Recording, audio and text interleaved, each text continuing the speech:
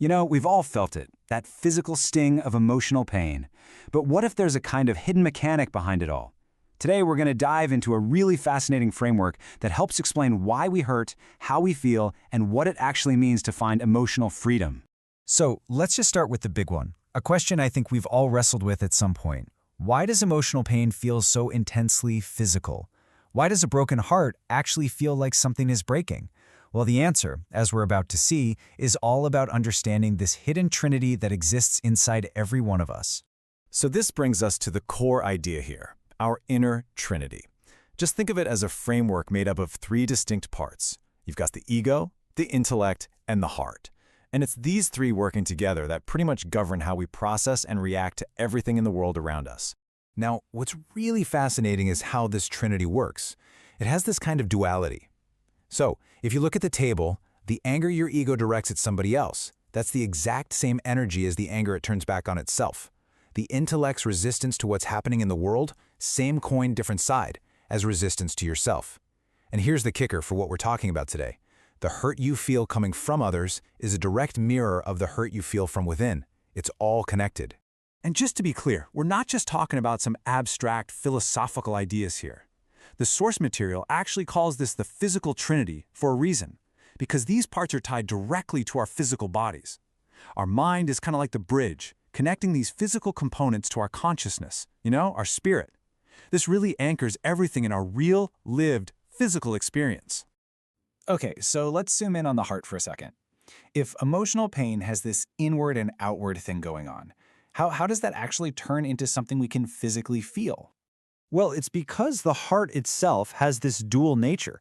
On one side, you have the physical heart, which is all about chemistry, right? Biology. But on the other side, you have the spiritual heart, which is all about consciousness. It's this incredible union of chemistry and consciousness that allows an emotional event to create a very, very real physical sensation.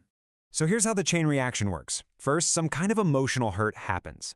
According to the source, this creates what are described as painful compartments that literally attach themselves to the heart. And the result of that? The heart physically constricts. This is it. This is why emotional pain can feel like a punch to the gut, and why, tragically, a person can literally die from a broken heart. It's a real physical event. Okay, so if our hearts are this sensitive, what's the actual root cause that turns our care for someone into pain? The source material points to one specific culprit, attachment. So let's really dig into what that means, and more importantly, what the alternative is. Now, here's a really interesting way to look at it. Attachment isn't framed as some kind of mistake or a flaw in our character. No, instead, it's seen as a fundamental part of how we learn as humans. It's only by going through the pain that attachment will always, eventually cause, that we finally learn the profound lesson of how to let it go. And this really presents us with a clear choice, two very different paths. On one side, you've got attachment. This is all about control and expectation. I love you, but I need you to be a certain way for me. That path, it always leads to pain. But on the other side, there's what's called true care, and that's about freedom, no control. And that is the path that leads to peace. True care is to care about somebody without controlling them at all. I mean, just let that sink in for a second. It's such a simple sentence, but it's a completely radical and liberating idea about how we can relate to the people that we love. And this all leads to a really crucial point. If the goal is to love other people without attachment, well, that work can't possibly start with them. It has to start from within. We have to build this unshakable foundation inside of ourselves first. So what even is self-love in this context? Well, it's not about being arrogant or vain. It is that powerful state of just feeling good about who you are, totally and completely independent of what anyone else thinks or what's happening outside of you. It's a self-sustaining peace. And this is the real payoff. When we take the time to build that internal foundation of self-love, we suddenly gain the ability to give love freely, without all those strings of attachment and expectation. And that, right there, is the secret to having a heart that can stay at peace, no matter what life decides to throw at you. So where does all of this lead? This whole journey, understanding our inner trinity, letting go of attachment, building self-love, it all has an ultimate destination. The source material calls this state absolute love, or another word for it is enlightenment. This is huge because it demystifies the whole concept of enlightenment. It's not some weird, unattainable state for gurus meditating on a mountaintop. It's simply the complete mastery of this unconditional, attachment-free way of loving. It's absolute love. So what does that state of absolute love actually feel like?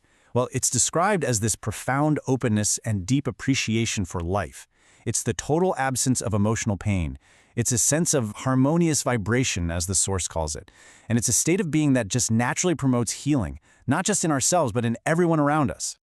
Look, if there's just one thing you remember from all of this, let it be this. The path to true emotional freedom isn't about building up walls to try and protect your heart. It's about dissolving those inner patterns of attachment and learning how to generate love from a source that no one can ever take away from you. Yourself. And that brings us to our final thought. Just a question for you to take with you. As you look at your own life, your own relationships, what is one attachment, just one expectation, one little need for control that you could consciously begin the process of letting go of starting today?